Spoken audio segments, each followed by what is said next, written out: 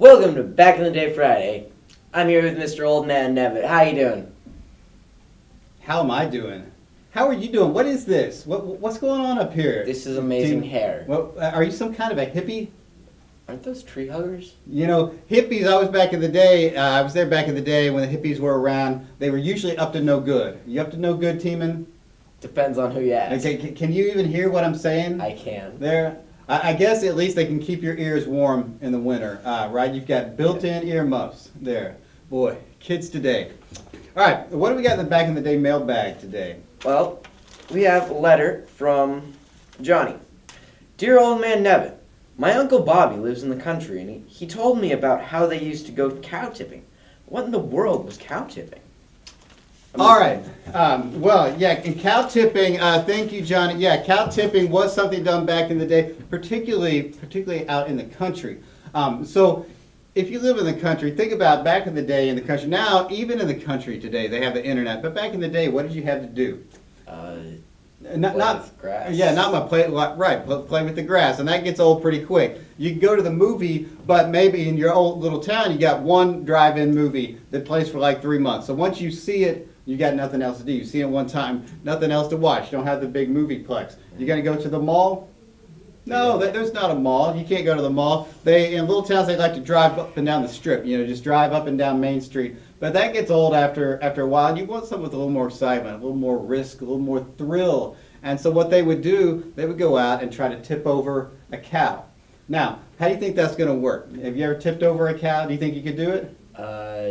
I think I probably could. You know, all by yourself? All by your, yeah. I think you need a little help. A little help, Teeman. You know, the average cow weighs around 1,600 pounds. So you get some of your buddies out there and get on the side and you push and push until I get that cow tipped over. Imagine the look of shock on that cow's face when it gets tipped over. You know, pretty funny, and you got to be careful. You get it on the wrong side when it's tipping, and you're going to get squashed. So you know, there was some risk, some adventure, and it gave these country people back in the day something to do. And it got these people in shape. You know, that's why country people are so strong from being out there pushing down all those cows. Seems like some fresh bacon out there. What's the Back in the Day artifact? All right, back in the day artifact. Really excited about this one. One of our better back in the day items. I don't think you're going to be able to guess what this one was, Teeman. What is it? What do you think it is? Is that your purse? Do I look like old lady Nevitt Teeman? No, it's not my purse. Not my purse. This is actually not the artifact itself. It's just the case, son. It's just the case. Oh. All right. What do you think? What do you think about that? Is that a computer? Yeah. It's a computer, Teeman. This is maybe your 19th century computer. This was made way before the computer, but it serves an important purpose. And now you can use a computer before. This is a typewriter. A typewriter. So you type, it writes. Think about how the world was back in the day before the computers and before devices like this. If you wanna write something down, you've got to write it by hand. That takes a long time, right? A lot of energy, long time to get things written down. It might be hard to read if you don't have the best handwriting. So eventually Gutenberg invents the printing press, but the printing press, then they could print books and whatnot. But the printing press, you had to set up all the characters, set it up, and it can only print the one thing that you've set up. What if you come up with an idea, you want it out there in print? What are you going to do? Nothing. You had no clue, no choice until the invention of the typewriter. And around 1865, a guy named Reverend Rasmus Malling Hansen builds the Hansen writing ball. The Hansen writing ball, the first typewriter, so it actually has a ball that turns. You strike a key, the ball turns, hits the paper, and it prints. These early versions were difficult to use. They were especially difficult to use because you couldn't see what you were typing. It was actually covered up. The keys struck upwards, covered up, so you can't make a mistake. And that's the tricky thing about typing. You guys use the computers. Oh, mess up, backspace, backspace, undo, delete. The typewriter. It takes some skill. So this baby right here, this is the Royal Light. This is was produced in the late 50s, early 60s by the Royal Company. The same company that was used by, their typewriters were used by people like Ernest Hemingway, the great writer, Ian Fleming. You ever heard of James Bond? Yeah. Yeah, James they still Bond's one of do. the best superhero ever. Well, yes, a superhero in a way. But it actually started out with novels. Back then you had to read the books. Now they make the movies too. Ian Fleming, the guy that wrote the novels, used Royal typewriters. So the Royal Typewriting Company was started in Brooklyn in 1904. This one was actually made. They expanded, built new factories. What does that say down there? Royal McBee Nederland NV, made in Holland. Yeah, so this one was actually made at their factory in Holland. You hit the key here, boom. I hear that sound. It's beautiful, almost musical, right? And so this key, kind of like a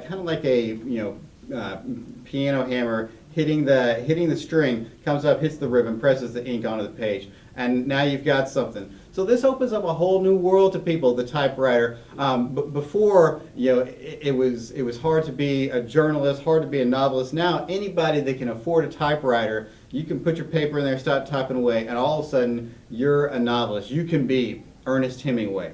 So, what do you think? What do you think, Teeman? You think your modern I ways can are beat it. faster than the old typewriter? I think I can do All right. it. Well, I'll tell you what we're going to do. I've got a little document here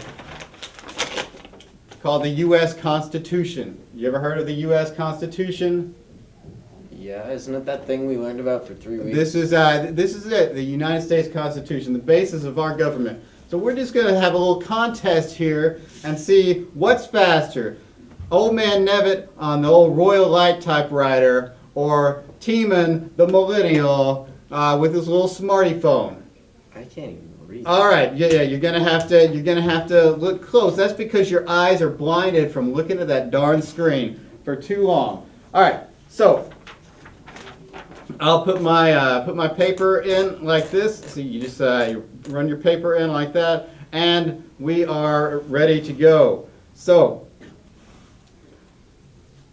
we're starting right there with We the People. You ready, Teeman? Yeah. On your mark, get set, go.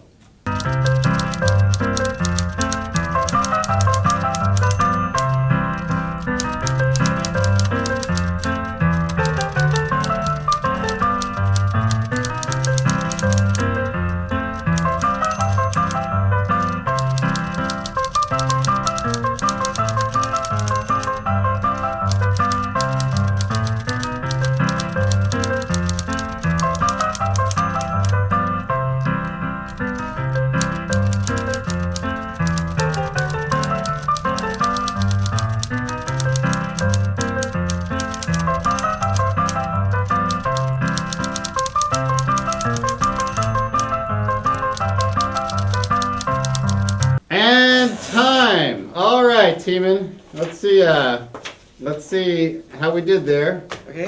So I'm done. As you can see right here, we the people of the United States, in order to form a more perfect union, and we go on here. We've got Article 1, Article 2, all the way down to the end of the Constitution here. Now, let's see what Teeman has here. I got We the People.